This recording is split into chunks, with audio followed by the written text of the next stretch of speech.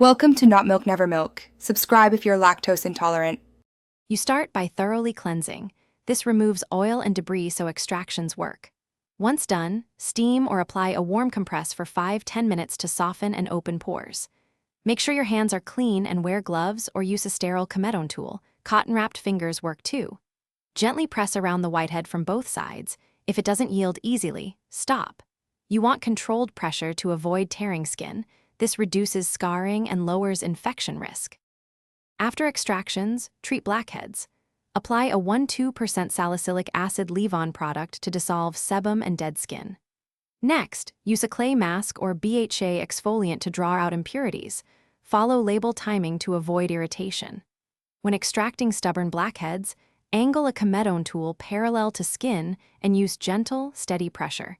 If resistance persists, rely on chemical exfoliation instead. You do this because finish by applying a gentle antiseptic like diluted witch hazel or an alcohol-free solution, then a non-comedogenic moisturizer to restore the barrier.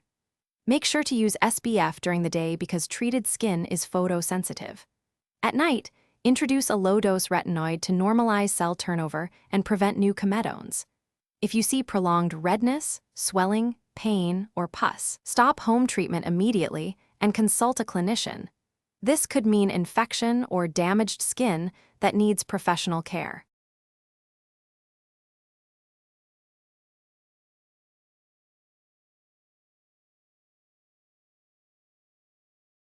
Thanks for watching. If this was helpful, leave a like and consider subscribing. See you next time.